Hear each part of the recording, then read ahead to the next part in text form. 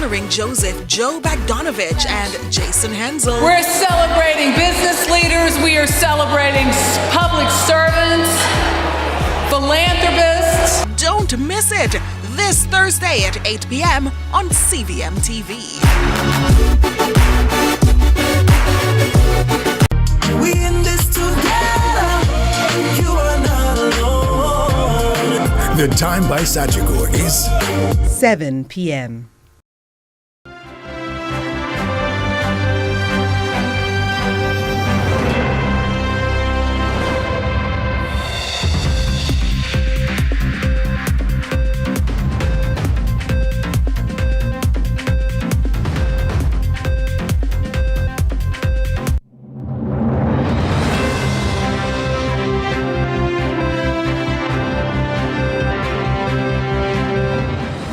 Tonight in CVM News, 3 charged in one of the most sophisticated fraud cases Mocha has ever seen.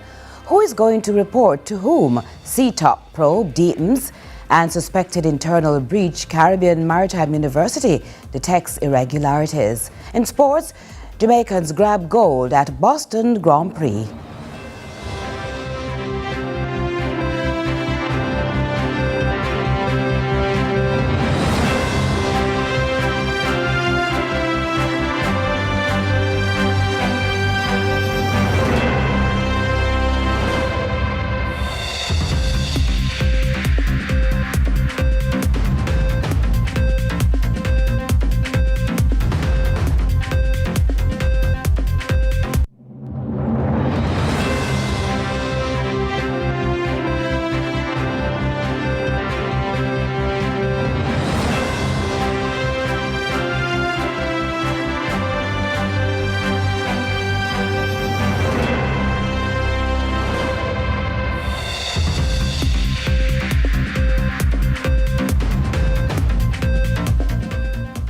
Hello from Kingston, Jamaica. This is CVM News at 7 for Saturday, January 24, 2026. Thanks so much for joining us. I am Curlin Brown. 3 people have now been charged in connection with a multi-million-dollar fraud investigation which impacted a number of financial institutions across the island. Mocha has charged a 30-year-old Chloe Doe, a medical doctor of Cherry Gardens, Kingston, with uttering forged documents, demanding property on forged documents, conspiracy to defraud, and failure to safely store a firearm. Also charged is 29-year-old Ivana Campbell, an executive assistant of Cedar Grove, Portmore, and 44-year-old Dwayne Pitter, unemployed, of Olympic Gardens, Kingston. The 3 suspects were nabbed following a series of coordinated operations across several parishes between January 13 and 16, are alleged to have carried out an elaborate and highly sophisticated multi-million-dollar fraud between January 2023 and April 2024. The trio allegedly assumed the identities of multiple individuals with varying occupations to bypass security protocols and identity confirmation measures at a number of institutions in the financial sector. According to the Director of Communications at Mocha, Major Basil Jarrett, the arrests represent a major breakthrough in a very unique fraud case that has been under investigation by Mocha and the FID for over 18 months. This was a highly sophisticated operation that exploited multiple layers of identity verification. The suspects relied on fraudulently obtained genuine documents combined with forged identification, which allowed them to bypass standard identity verification protocols and safeguards at the various institutions. What is important, though, is that Mocha was able to identify the pattern through sustained financial intelligence and collaboration with our FID, CTOC, and JSAFE partners. That's what ultimately led to the breakthrough in the case and to the arrests and charges that we've announced today. And in praising the efforts of the MOCA team, Major Jarrett also says the arrests underscore the agency's commitment and capacity to pursue complex financial crimes, regardless of how elaborate they are, and send a clear signal that MOCA is working in collaboration with its partners to pursue criminals who believe they are beyond the reach of the law. This is certainly one of the most elaborate, complex, and brazen fraud schemes we've seen to date. Financial fraud, especially in this digital age, is a constantly evolving threat. And so what this case demonstrates is that law enforcement is actively identifying and dismantling these schemes, even as the perpetrators come up with new and innovating techniques every day. The key to detecting and deterring these threats is a continued support and partnership of our financial institutions, who in this regard have been extremely helpful and enthusiastic. Their involvement and partnership has not only helped us to make this breakthrough, but will also help us to help them strengthen their own internal systems going forward. Lawmen have not calculated the final defrauded figure, and the investigation is ongoing.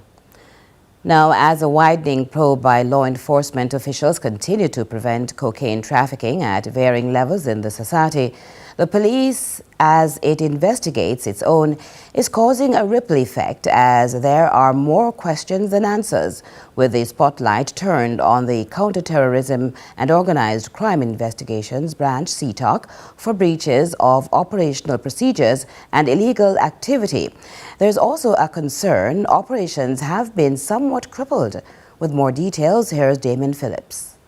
It's a case of who is going to report to who? Questions and more questions as the deepening probe into the breaches and illegal activities within the Counterterrorism and Organized Crime Investigations Branch, CTOC, continues. CTOC is simply in trouble going forward. The view of one security expert who now says their operations have been crippled.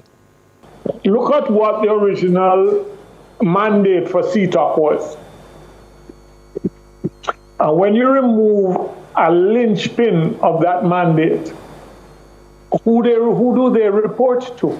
You may have done not so much as you may have done an amputation. Certainly implications for future developments, but Finzi Smith suggests the past should also be examined by individuals whose lives have been impacted by the interventions of CTOC.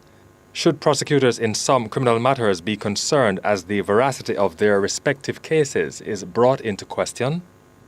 Are there any ongoing cases that were brought and are being prosecuted through CTOC? What does that mean for the defendants?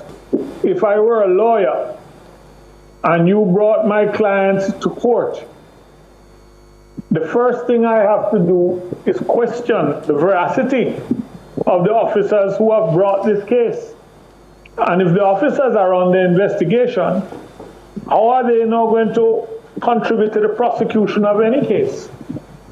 All this stemming from the arrest and charge of Police Inspector Martin Walker following the seizure of 5.8 kilograms of cocaine on January 8. A comprehensive audit of CTOC's storage facilities later found 2 illegal parcels of cocaine within these storage facilities of the branch. This represented a breach of established JCF protocols. So, as it is, CTOC is separated from the Firearms and Narcotics Investigative Division, FNID. FNID is now investigating CTOC, which was the oversight body. Security consultant Robert Smith is not taking comfort. How many times have we reported a robbery in the hen house to the Fox? Smith points to a worrying erosion of trust in the members of the security forces that has now manifested in one of the most elite investigative branches of the force. It is not an everyday thing. It also indicates the depth of the rot. Because if you had confidence in the people who are supposed to be in charge of that unit, it would have been dealt with internally. And when you need to bring it to the public's attention that you have come across this and you have done this and this is what has happened, then you do that. But to bring it out and almost amputate them from the rest of those cases has indicated that you had no choice. As legal minds look on, as well as the public, the country waits to find out just how deep the rot is within the force. It is hoped the top brass of the security force will take a more proactive approach to investigating its own. Despite this being a blow to the image of the JCF, a clear message that no one is above the law and that they are cleaning up illegal activity where possible, even if it's from within. For CVM News, I'm Damon Phillips. And to this update now, the Director of Firearms and Narcotics Investigation Division is sounding the alarm following the interception of a major drug trafficking operation on Friday, January 16. Approximately 20.5 pounds of cocaine were seized at the Sanctuary International Airport from 40-year-old Trevon Clayton, Chief Financial Officer at the St. Anne Municipal Council, and 42-year-old Latoya Hemmings, Senior Managing Accountant at the Trelawney Municipal Council. The director says the incident is part of a worrying resurgence in the use of so-called drug mules. Here's Akeem Orit with more. There's a re-emergence of an old trend among drug traffickers and the use of individuals to ingest cocaine in an attempt to evade detection. According to the Director of the Firearm and Narcotics Investigation Division, SSP Patrick Rowe, ingesting cocaine pellets is not only extremely dangerous but also attracts severe criminal penalties both locally and overseas. Possession of cocaine, taking steps to export cocaine, trafficking of cocaine, and of course, any offense that matches the circumstances really, that offends the Dangerous Drugs Act in particular. So in this particular instant, possession would be an offense. Trafficking cocaine would also be an appropriate offense in respect to those charges, and those are the charges that were proffered in this instance. Providing an update on the individuals in custody, 40-year-old Trevon Clayton and 42-year-old Latoya Hemmings, SSP Rowe notes that medical monitoring remains a priority for Clayton who ingested the drug. The matter was placed before the court yesterday. Both matters, the male in question who ingested the cocaine was in hospital for a period of time. Of course, his medical and health circumstances was compromised, and he expelled 82 pallets. There was a medical scare. There was a contemplation of surgery at one point. We learned that there may have been indication of a rupture, but it did not exacerbate into anything more serious than what we saw. In the meantime, the director cautioned against the perception that drug mules can, quote, get through just once, stressing that they are frequently intercepted by law enforcement. Since the start of the year, we have seized over $15 million worth of drugs. What that is saying is that we are making significant inroads in the activities. The possibility of being caught is high. So that's what we want to say to the Jamaican people. Once you attempt to participate in this kind of activity, FNIB will make the arrest, and chances are there's a high probability that you'll be convicted before the court. Authorities are again urging the public to resist getting caught up in drug trafficking, warning that the risks far outweigh any promised reward. Reporting for CVM News, I'm Akeem Art. Now, the leadership of the Caribbean Maritime University, CMU, has identified a suspected internal breach involving an employee. The employee has been suspended pending the outcome of the process. Now, it has been established that no conclusive findings have been made, and any action taken will be guided by the results of the investigation and in accordance with applicable laws and policies. The matter has been referred to the Financial Investigations Division, the FID, for a thorough and independent investigation. CMU President Professor Andrew Spencer says the discovery was based on strengthened internal monitoring processes.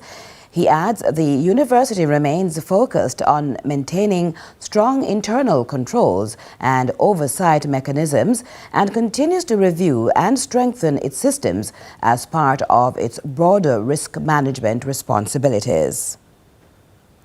We now have a business report from Joel Crosskill.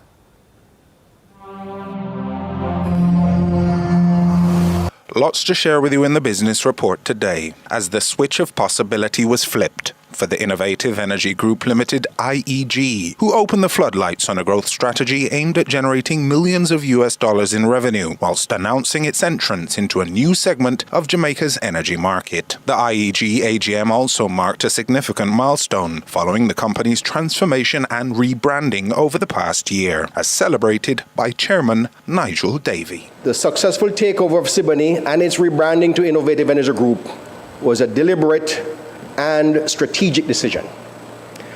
This transition has clearly defined our core mission and strategic focus, unified multiple business lines under a single forward-looking brand, and positioned IEG as a renewable energy and technology-led growth company.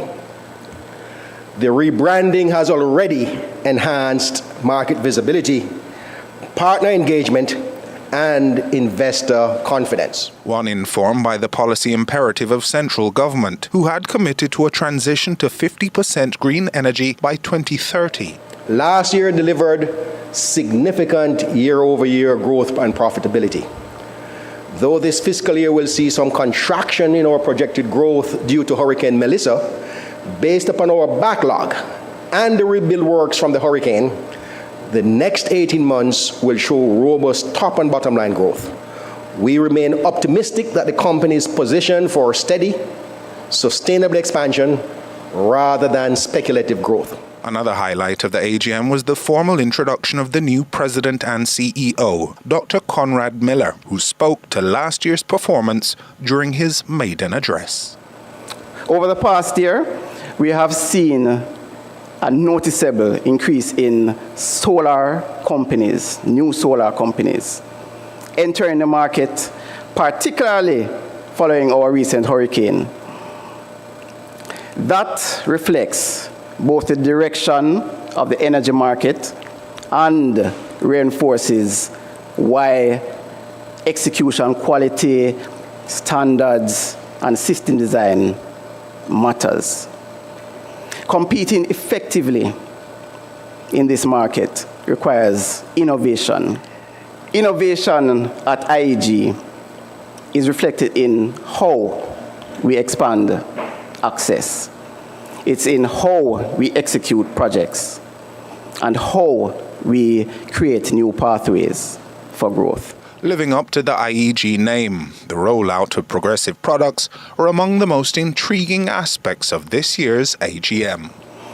Over the last fiscal year, we have deployed a fairly recent technology, flex solar panel solutions, at both the commercial and residential levels, allowing customers, for example, with clay tile roofing and other restrictions, to access solar where traditional systems were not previously viable. In this year, we are preparing to roll out flexible and mobile solar systems designed for temporary and non-permanent installations.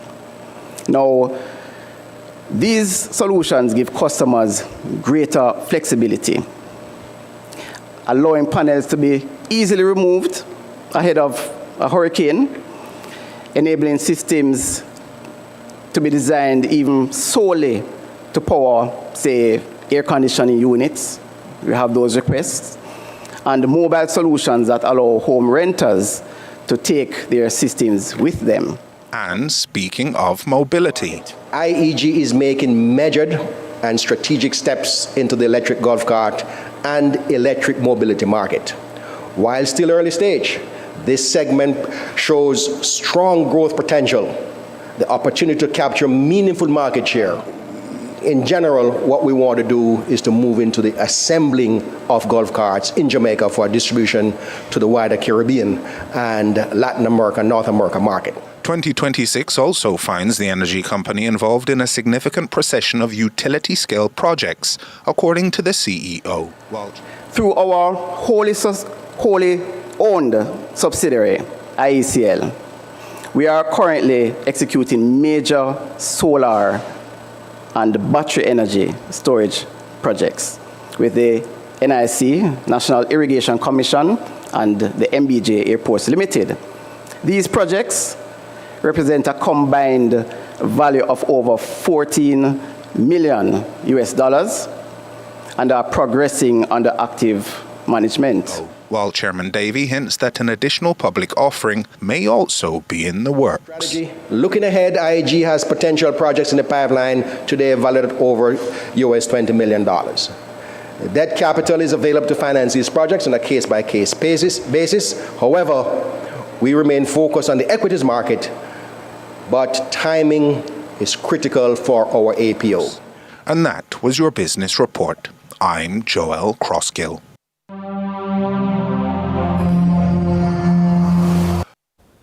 And we'll have more from our news desk in just a moment.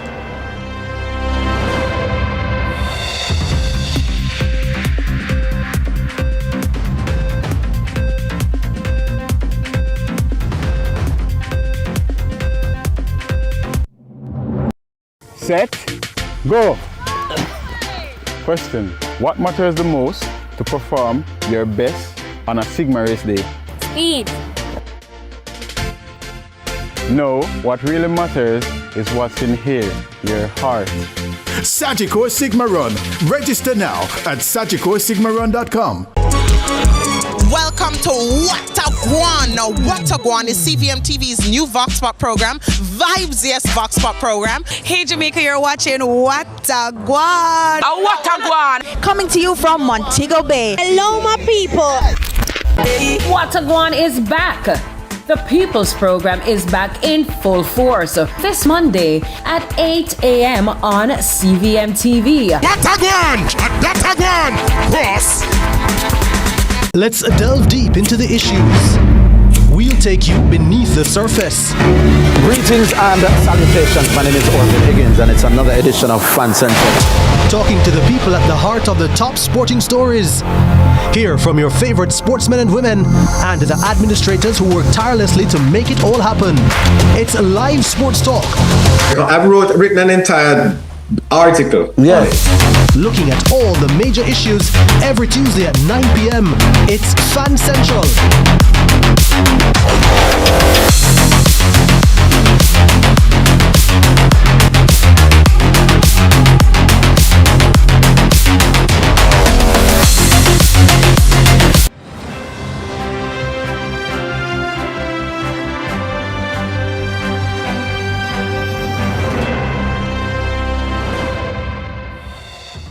Welcome back. The continuation now of the Dr. Linton Atkinson story, a Jamaican who started out well behind his peers as a boy. However, as a school principal overseas, he's ensuring there's equity beyond borders. This is Inspire Jamaica. Reach out and touch somebody's hand. Make this world a better place if you can. Last on Inspire Jamaica. I'm blessed to be a blessing, and I'm still being a blessing as an educator today. That's the reason I became an educator, so I could give back. Because kids who fall through the cracks, like I did, there's no reason for them to do so with people who can help them. And so just to be clear, there is one national winner of this award. The insults from not learning to read even at age 10, saved by one teacher, has been propelling Dr. Linton Atkinson to meet students exactly where they are and improve their ability through personalized instructions. It was a family member who picked up after the teacher. My aunt, when I graduated high school, she told me you have to be something. No one else in this family has ever been to college. She wanted to be a teacher, and so she said, you may want to be a teacher. So she pushed that on me, and she said, you're going to take these tests to enter the colleges. And in one day, I went to Michael, I went to church, and I went to Bethlehem, and finally I went to Sam Sharp in Montego Bay, where I started, right? Took a bus, went around the island, took these tests, and I passed all of them.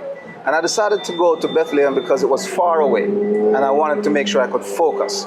And so that's how I ended up at Bethlehem Teachers College. Didn't want to be a teacher. During my second year, we went on what's called teaching practice for 2 weeks at Junction Secondary. And I was hooked for those 2 weeks because I absolutely loved the kids and loved what I was doing. I was teaching history and English. And from that day, I've been doing what I love to do, educating children. Now, his recruitment to the U.S. sounds like a novel. And I happened to just be on the campus of UWI, where they were recruiting. I said, what's going on over there? I went over, saw the line, and I wrote my name down, and they said, well, you know, you weren't originally supposed to be here, but we'll interview you nonetheless. They interviewed me, lady liked me. She said, you know what? I'm going to give you an opportunity. And I took that opportunity. There are two reasons why I took that opportunity. My daughter at the time was about 2 years old, and I wanted to give her a better life than I had. And I said, you know what? I may be able to give her more opportunities by going to America. And second reason is my mom lived in Brooklyn at the time, and I wanted to be close to her because I didn't necessarily grow up with her consistently.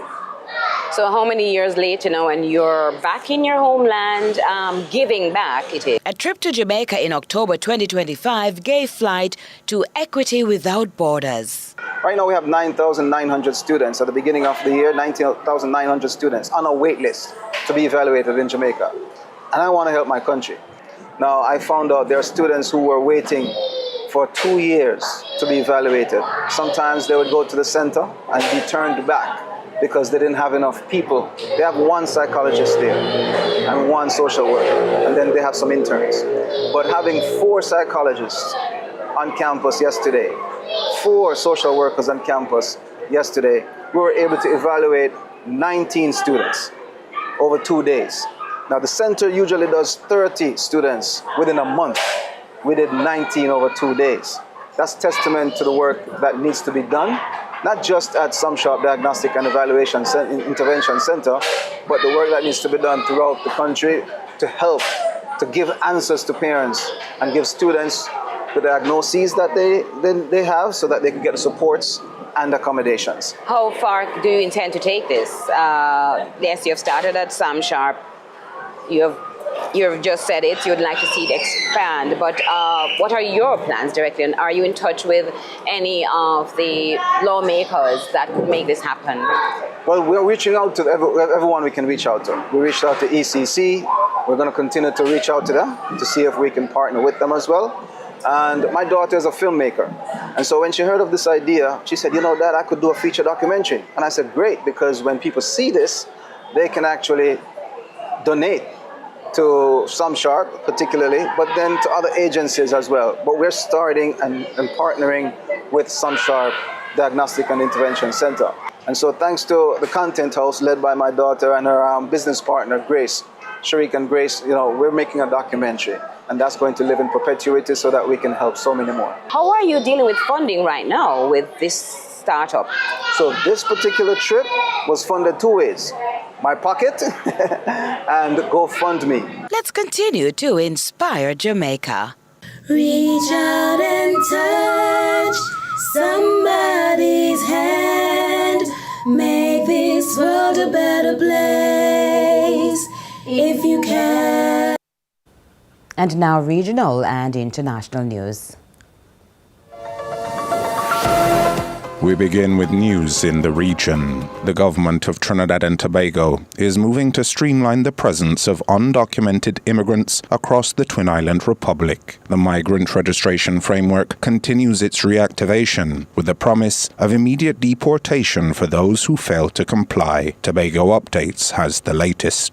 In a decisive move to bolster national security and update the country's migrant database, the Cabinet has approved a comprehensive registration framework for all undocumented immigrants. Unlike the 2019 exercise, which focused primarily on Venezuelan nationals, this 2026 initiative encompasses every illegal immigrant regardless of nationality. Homeland Security officials estimate the project will cost approximately $1 million, a significant reduction from the $5 million spent 7 years ago. By utilizing state-owned facilities like the Dwight York Stadium here in Tobago and the Larry Gomes Stadium in Arima. It's not just, as I mentioned before, not just for the Venezuelan nationals, but for all